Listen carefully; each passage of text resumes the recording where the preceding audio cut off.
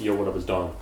Samuel here. We are the Soul Brothers. We are in the future. Enter player number 2. Oh my goodness. So, Puma. Wow, I did not expect this from Puma. I mean, next person I would expect is, I guess, like Under Armour or Adidas. But Adidas is mostly just laceless. That's what they think the future is. So, I really didn't expect Puma to make anything. I mean, they had their...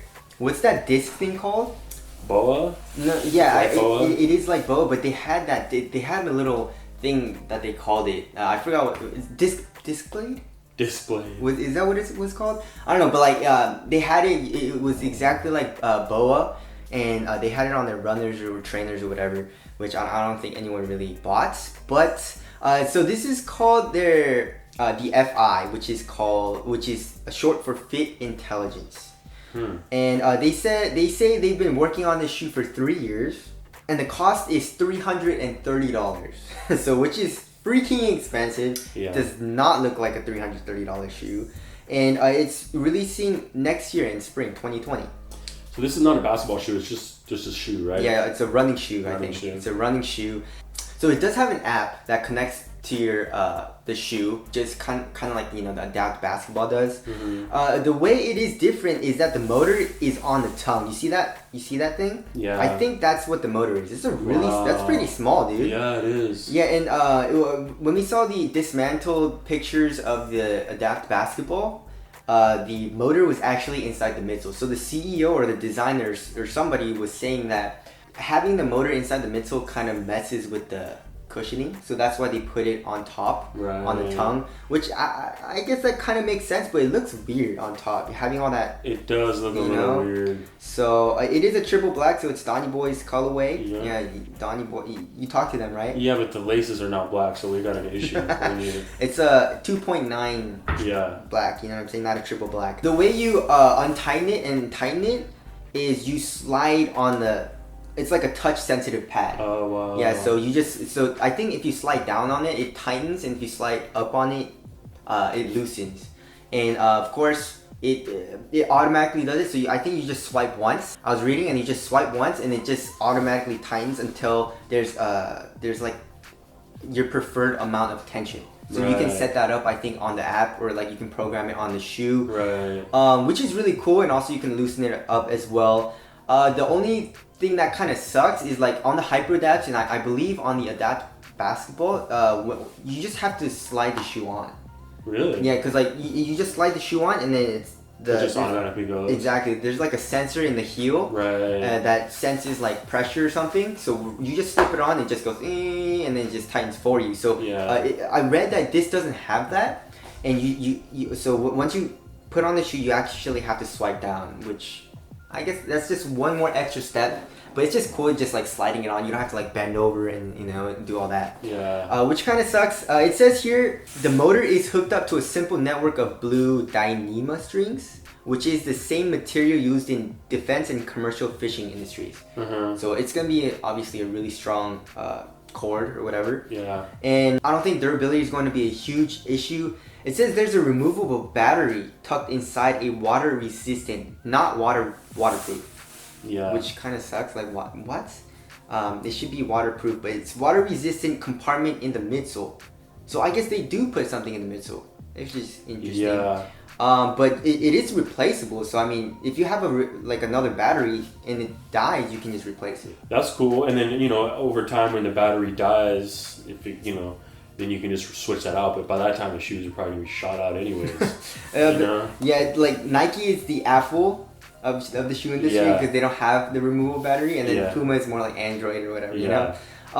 So it says here you can charge up the batteries by placing the shoe's heels on the small Qi wireless pad. That's how you pronounce it, right? Qi? Yeah, I think so. I thought you were going to say you charge it by like turning a little wheel on the side of the shoe or something. Oh my God. So it says you need to charge it every 2 weeks, which is, I guess it's not bad.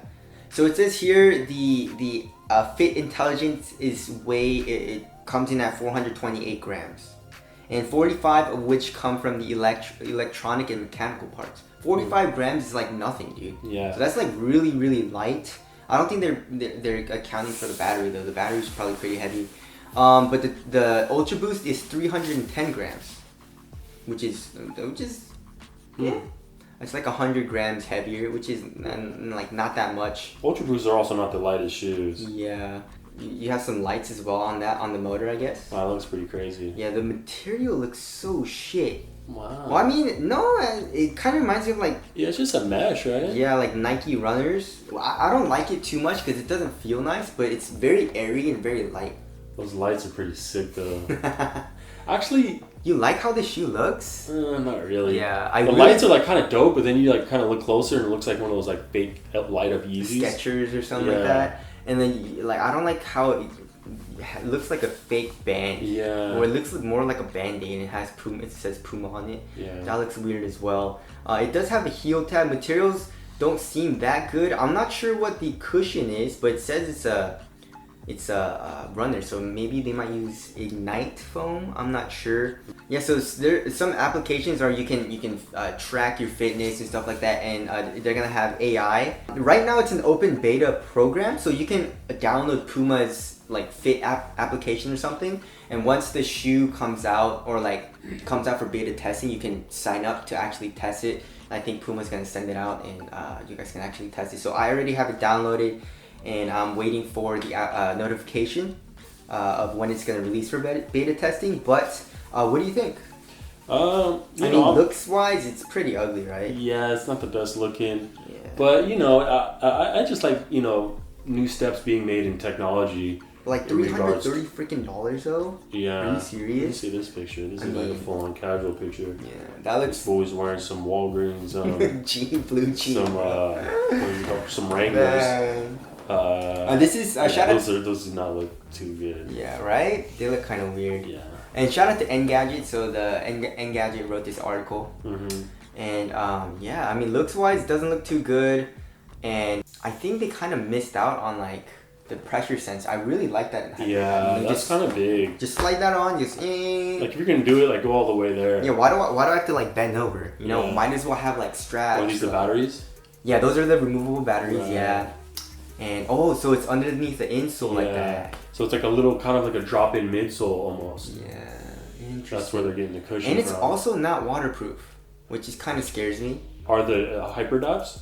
Yeah, I don't know about the Hyperdaps, but the Adapt basketball is very well tested. And then also you're taking so much impact from obviously these huge ass basketball players.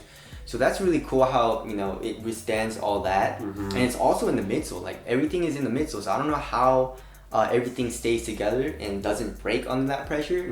But they tested everything, so which it's kind of weird, but I don't know why you would make it not waterproof. Yeah, it's kind of weird. So you're gonna have electronics, especially on your shoes.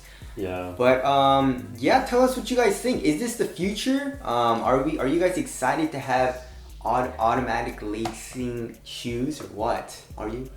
I am. Like once they're like, it's just like so normal and readily available and cheap. But it's like that big and it's only 45 grams. Right now it's not like super exciting, but these are the steps you need to take to get there. That's true. You know what I mean? Like like phones are trying to go full screen, but you have to go start with the notch and then the hole punch, and then the hole punch, and but they'll get there. Yeah. But until then, we're gonna have to deal with this notch. And $330. Yep. There you go. So, anyways, if we can get our hands on a pair, or Puma, if you're watching this, send us out a pair, and we want to test it. But that's it. Thank you guys for watching, and we'll see you guys next one. Later. Peace.